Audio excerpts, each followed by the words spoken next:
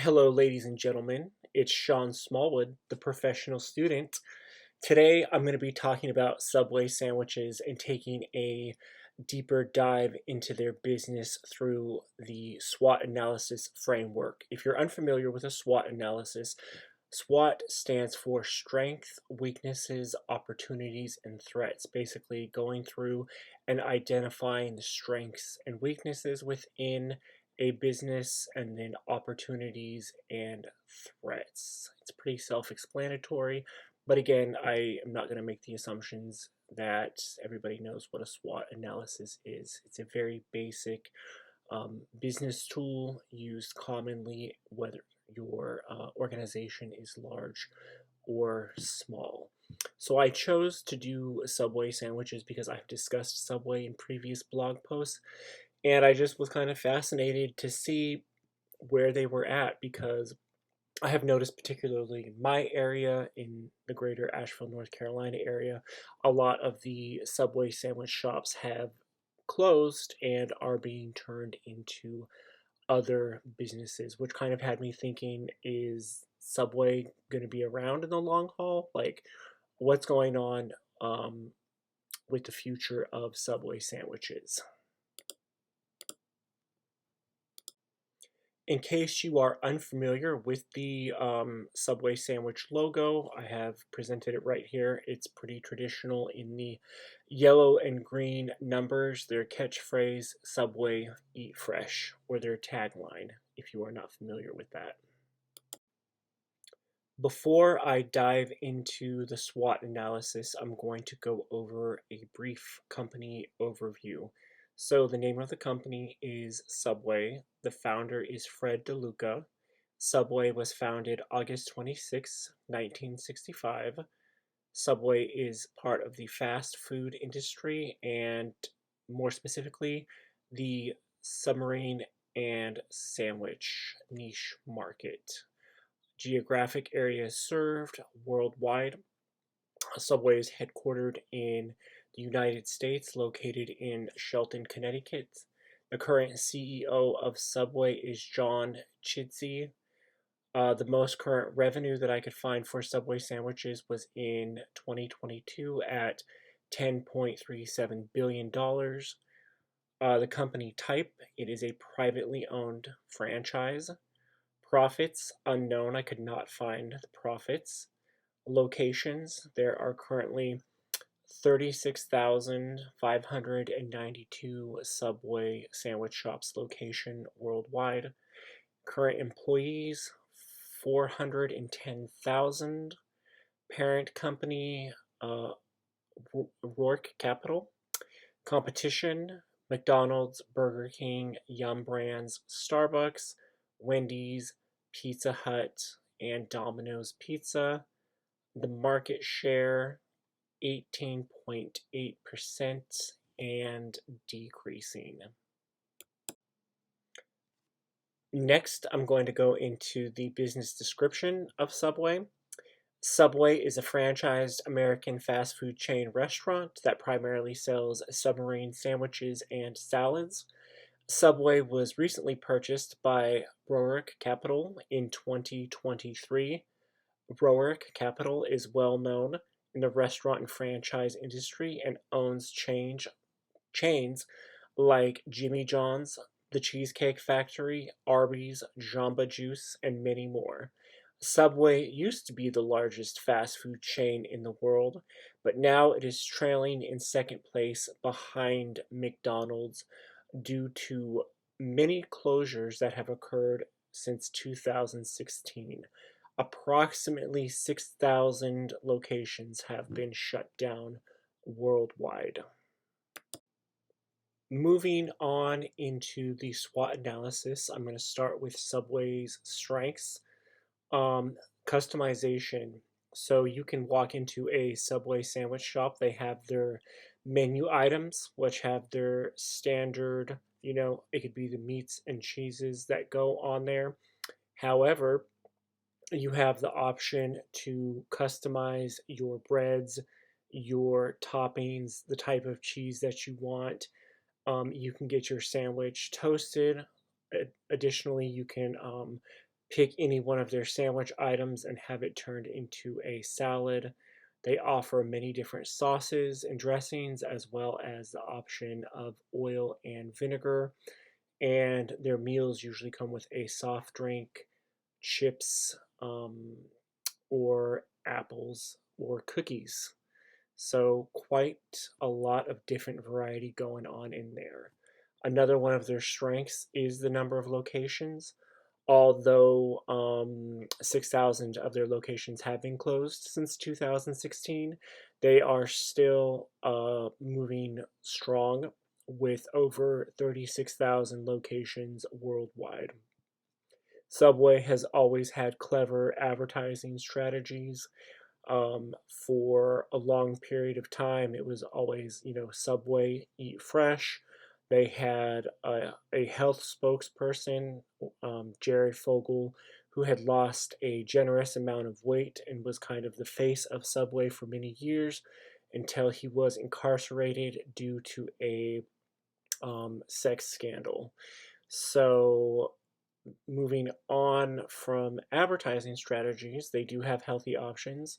Um, their menu is limited specifically to healthy option choices, but depending on what you put on your sandwich or choose not to put on your sandwich, really has to do with the amount of calories that you're intaking versus, if you are also choosing to get chips versus apples or cookies and what type of drink you are consuming. I personally think they are a little bit better than your standard burger joint or fast food restaurant. Partnerships. So Subway is partnered with the British and the American Heart Association. They are all franchises. That is an advantage. Every single one of their restaurants is owned by a franchisee, and they have relatively low startup costs to own a Subway franchise. Next, I want to get into some of their weaknesses. The design of Subway locations. The interior is outdated and it feels kind of cheap. It's not really designed well, especially if it is busy. You basically are walking into like a galley style restaurant where on one side you typically have tables, and on the other side you have the deli counter where you stand in line and your sandwiches are made. And depending on what you're ordering, it's not necessarily a fast process, which brings me down to employee turnover. They have a high rate of employee turnover. Many times I can recall walking into a Subway sandwich shop and there would be one, maybe two people working at most. And, like I said, these folks are making sandwiches made to order one at a time. I have a restaurant industry background. That's a very time consuming process. Then you factor into the account that every single one is customizable. So it's not a standardized product. When you have a customizable product, it's going to take longer. And then you factor into account that folks can get their sandwiches toasted, which again continues to add on to the process. And if there's only one person working, that person has to stop what they're doing when a sandwich is finished, take off their gloves, ring up the order at the register, and then go back, wash their hands again, glove up again, and start the process of making sandwiches for those customers that are waiting in line. If they're good, they can do like three or four at one time, but then the more sandwiches that an employee is doing, the more room for error there is, which brings me down to inconsistent products and services. So they do have their standardized menu, but as far as what goes on the sandwich and the quantity, it's kind of depending on who you have at the restaurant. So let's say I'm going to go order a foot long sandwich and I want green peppers, tomatoes, onions, and olives. That individual is going to reach into a bin in a cold salad bar line, pick up whatever the topping it is and just sprinkle it over the top. There's no standardized weight. There's no standardized container that they can use to scoop out the quantity. So you could end up with a little or you could end up with a lot, which also kind of makes it hard to gauge the real cost of ingredients because you really don't know the precise amount that is being used on every single sandwich. So the cost of goods sold could vary, by location and by person. And then again, not every person makes the sandwich the same. So it's just kind of luck of the draw. And then control, franchise control. There's a very uh, strong amount of control from the corporation on the smaller individual restaurants, and they don't necessarily have a lot of freedom or leeway on what they can or cannot do. Let's go ahead and talk about some potential opportunities for Subway sandwiches. So, the demand for healthier food options is increasing, and this is good for Subway being a sandwich shop. As I said, it's not a typical fast food restaurant, which is usually heavy on saturated fats and fried food products. Delivery services, there's great potential there. There's already third party delivery services that exist. If Subway sandwiches were to start their own delivery service, there's an opportunity for them to be making more revenue rather than having additional revenue being paid to third party services who are picking up orders for customers. Changing consumer habits and groups, depending on how a Subway continues to move forward in the future with their business strategy, they could potentially bring in new customers who are looking to get healthier. There's been some controversy with Subway regarding their bread and what's in their products in the UK. Because their bread has a high amount of sugar in it, it's actually classified as a confectionery product in Ireland. So we're a little more lenient here in the United States. We're not as strict as the UK, but it is something to take into consideration. So a drive-through, this could be a potential opportunity for Subway. I don't necessarily think a standard drive-through would work for Subway because each sandwich is made individually and each sandwich is customizable. The drive-through would back up just like the actual customer lines back up when you are waiting in the restaurant to get your food.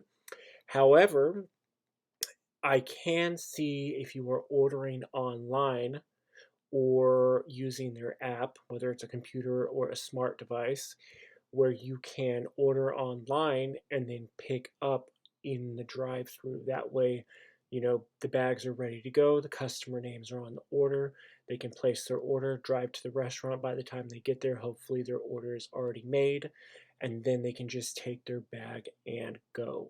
That is something that I would see working out, that could be beneficial for the employees and the customers who are working at Subway. And then we have automation. Fast food is moving towards automation.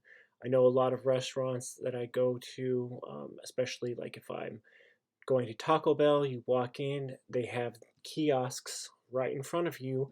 You simply go up to the kiosks, you place your order. The order is then sent to the people who are working behind the counter. They make your order and then they bring your bag to you. Employees do not have to stop what they are doing to take your order. So I think that given that Subway has issues with employee turnover and staffing, this could be a great way to eliminate the need for a cash register. You could have your self service ordering kiosks. Folks come in, they place their order. The order is then shot over to the employees where they can look at it, make it, and then hand it off to the customer.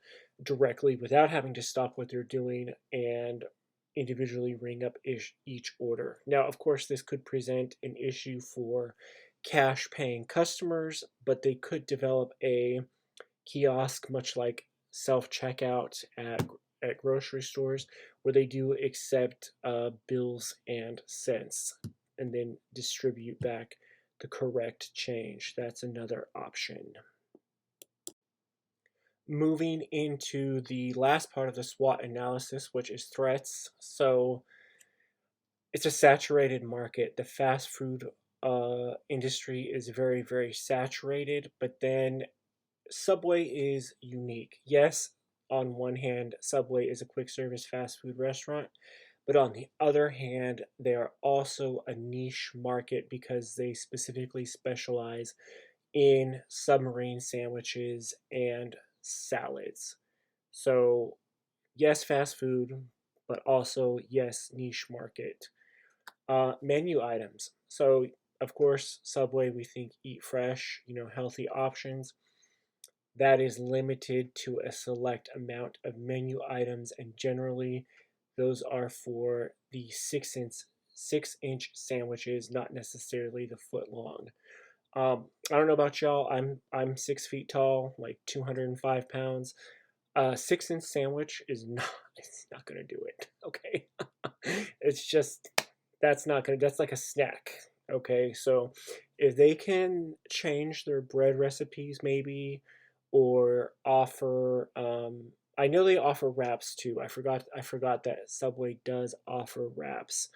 So that's another option, is that you can turn your sandwich into a wrap. But again, when we talk about that, you're losing a lot of volume, because the same quantity of ingredients that goes into a Subway sandwich goes into a wrap. So it might not necessarily be as filling to get a wrap as it would be to get the sandwich. But it just depends on your choice.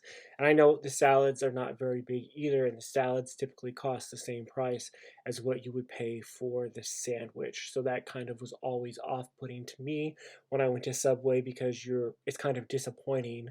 But I mean, salads have always been like that at fast food, just because of the rate that produce goes bad. They have to charge a higher price to make up for the amount of loss that they experience from tossing out spoiled produce. Local fast food restaurants. So, there's Subway sandwiches, they're a chain, but then you have to take into account that each specific area has their own local eateries. Especially, if I can use Asheville as an example. It's a foodie town, it's a beer town, and it's very small business owned and operated forward. That's what the demographic in this area prefers. They prefer small business over large industry chain restaurants. And then we have foreign revenue. Again, Subway is a worldwide corporation, so they have to take into account fluctuating currency values overseas that can affect their bottom line if currency decreases overseas, or it could also have the opposite effect depending on how you look at it. But it's just inconsistent either way and not always predictable. And then we have lawsuits.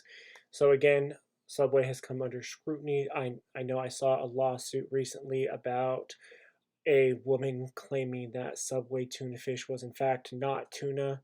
That lawsuit was dismissed, and then there was the issue in Ireland where Subway was sued over the amount of sugar in their bread, and now Subway is no longer allowed to call it bread. It's considered a confectionery in Ireland. So interesting, interesting. I talked about the basics of the SWOT analysis for Subway, but again, like I said, the purpose of this is to dive deeper and really get a closer look at Subway and the submarine sandwich and sandwich industry. So the first thing I want to discuss is Subway locations. Again, there are 36,592 locations worldwide, with the majority of them being in the United States, with 20,507 locations. Coming in second, we have Canada with 2,922 locations. And following Canada, we have Brazil with 2,155 locations. When I saw this, it kind of surprised me a little bit that the majority of Subway sandwiches are doing business in the United States, but then I have to take into account the stricter food regulations regarding ingredients that are in Europe and other countries globally, and that could potentially be an issue for Subway if they are just using a standardized model and don't have menu items that are specifically tailored to the geographical locations of their restaurant franchises. And then another thing that surprised me was how few Subway restaurants are in Canada. Canada is our neighbor. Like, you would think that they would have more, but I guess not. And Brazil also surprised me because, again, our other neighbor below us is Mexico. So, is there missed opportunities going on here? Like, I'm not fully sure why these numbers are distributed the way that they are, but I found it interesting nonetheless. The next thing that I explored was the top 10 fast food chain restaurants in the United States. I wanted to look at their sales, which is in billions of dollars. So, number one, we have McDonald's. Following McDonald's is Starbucks. Next is Chick-fil-A. Coming in fourth, we have Taco Bell, followed by Wendy's in fifth place, Dunkin' Donuts in sixth, Burger King in seventh, Subway is in eighth place, Chipotle in ninth, and Domino's Pizza in 10th. So while Subway sandwiches are generating a profit in the fast food restaurant industry, their market share is very, very small. And I think part of that could be to do with the fact that it is a niche restaurant and they are limited on their menu because of their offerings. Sandwiches, wraps, salads, and then, a drink, cookies, and a chip. I did recently see that they have introduced a foot-long cookie. I'm not really sure how that plays into the whole eat fresh theme, but if anybody desires a foot-long cookie, your wishes can now come true. The next trend that I wanted to analyze was the Subway brand awareness, usage, popularity, loyalty, and buzz among restaurant chain customers in the United States in 2023. So I thought this was really interesting.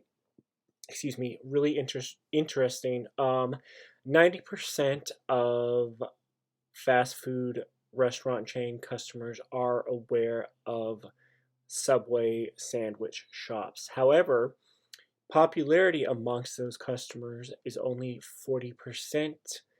Usage gets even a little bit lower, down to 35%.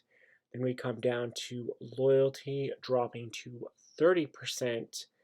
And then dropping down to 25%, 26%, we have the Subway buzz, or the buzz around, what is happening with Subway sandwiches. So it's not very exciting. Like, folks are not excited about Subway right now. 20 years ago, it was the $5 foot long for me. I lived off of those things. I could go to Subway, get my, $5 sweet onion chicken teriyaki, and boom, that's all I needed. That was filling, it was cheap, it was, in my quote unquote, healthy at the time, at least I thought it was.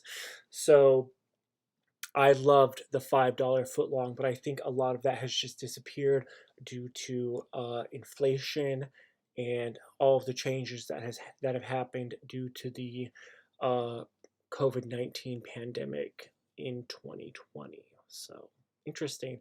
It'll be interesting to see how Subway moves forward in generating buzz to become popular again and maybe at one point overtake McDonald's for the #1 spot with the most amount of establishments worldwide. So here are the sales that I found from 2015 to 2022 on Subway sandwiches. You can see we're going strong in 2015, but mind you, 2015 is the same year that Subway spokesperson Jared Fogle was charged with sex crimes. So let's go ahead and look at the trend. 2016, we're going a little bit down from 11.5 to 11.3. 2017, now we're down to 10.8. This is in billion, by the way. 2018, 10.41. 2019, 10.2. And then we have the global pandemic, 2020, where sales plummet to 8.32 billion. And to back it up a little bit, 2016 is also the same year that Subway sandwiches started closing restaurants down. So between 2016 and current, 6,000 restaurants have been shut down. Moving forward into 2021, we can see a little bit of recovery at 9.4, and then the data ends at 2022 with 10.37. It'll be interesting to see when 2023 and 2024 come out because, again, Subway was sold in 2023. Whether or not that's for the good, for the greater good of their establishment is yet to be seen. But based upon this trend, I expect to see sales starting to increase depending on the additional changes that are implemented at Subway restaurants worldwide. As I previously stated, Subway is a fast food restaurant, but it is also a niche market segmented into the submarine sandwich and sandwich industry. You have Subway, Jimmy John's, and Jersey Mike in the United States. Subway is #1 with 18.8% of the market share. Jimmy John comes in second with 4.5%. Jersey Mike's comes in third with 3.8%. And then 72.9% of the market share is other. It could be moms and pops. It could be other chain restaurants. It could be local restaurants. It could be delis. It could be, a gas station. You can buy sandwiches at the gas station. So a lot of the sandwich market share is other, which, there's room for growth. That's what that shows me. There's room for Subway to continue to experience growth.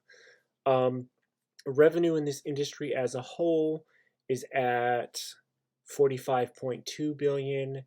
Employees, 545,000.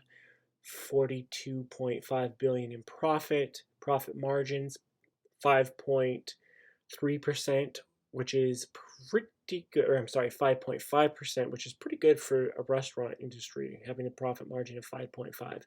And then wages, 11.5 billion.